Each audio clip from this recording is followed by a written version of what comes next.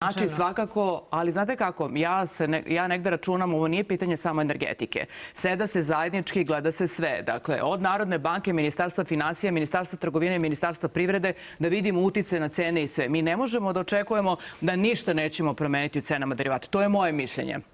Dakle, nezavisno, da tako kažem. Jer ove stvari neće stati. Dakle, neće sutra stati rat u Evropi. Ljudi gledaju ovaj rat kao neki film koji se nas ne tiče. Ali sve će ovde se promeniti zbog ovog rata. I ovde kao što je bilo od korone, kao što je bilo od Ukrajine, kao što je bilo... Jednostavno ti ne dozvoljava. Ovog rata u Iranu, oni se time ne bave. Tamo postoji samo Vučić. Vučić je, rat protiv Vučića je jedini rat koji postoji na zemaljskoj kugli i to ih jedino zanima. Nema ni Ukrajine ni Rusije. Pa dobro, znate šta, ja iskreno govoreći ne gledam mnogo te televizije, više na Twitteru. Stvari, dakle... U celom svetu jedino ovde onda kažemo, aha, Vučić je znači odgovoran za to i on je kriv. Dakle, kako uvlačimo našu zemlju u problem, a svetski poredak se menja i svi ćemo biti u istom problemu? Pa znate šta, oni koji pozivaju to na vešanje, ubijanje, eliminaciju političkih... Kanović, profesionalni demonstrant, on je i protiv tebe, i protiv litijuma, i protiv cene mleka, i protiv onog Vidikovca na Kablaru. I ta karikatura treba da visi po našim standardima. Ja sam imala prilike to da vidim, ali kako vam kažem, neotesan, primitivan Kokanović i cela ta ekipa njihova koja se pokazala već upravo od tog Jedarita pa nadalje. I negde na kraju vi ne znate šta više na to da pritom vršimo. Ali znate šta je tu problem?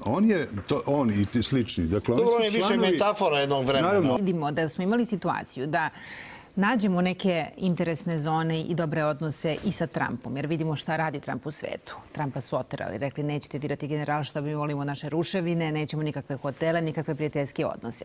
Mi kao građani koji nismo ni u kakvim strankama i koji gledaju šta će biti sutra, kako se svi menjaju osim naše opozicije? Šta se dešava? Šta je njihov cilj? Gde naša opozicija vidi sutra? Gde vidi budućnost? Pa znate šta, to vi ste, izvinite, da ste vi u stranci svaki građan ima pravo da bude ali ne nudim ništa građanima. Postavljamo ono pitanje. Nego ovdje je dobro pitanje ovdje. Šta se desilo sa opozicijom?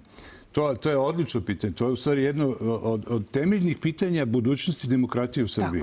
Jer demokratija neće biti bazirana na teroristima tipa Kokanović i ovih nekih soludih ljudi koji stalno traže zlo, traže nasilje, traže krv. Proizvode krv i kroz medije i kao posljedica rada tih medija. Dakle, na tome se ne gradi demokratija. To je smrt demokratije. Dakle, mi da bi ostali demokratsko društvo ili zaista postali, kako god to neko gleda, tako više ni životari. I ja zaista mislim da je vreme da oni nekako odatle odu. I žao mi je što toliko vremena svi mi u stvari trošimo da razgovaramo o svemu tome, a mnogo manje. I urađenom i posebno shodno okolnostima. Hoće li nam to biti negde neka ta smernica za budućnost? Kao što ste rekli, i naši... Dakle, imaju neki plan. Da se na kraju obračunaju sa oslabljenom Rusijom ili šta već, neki je plan.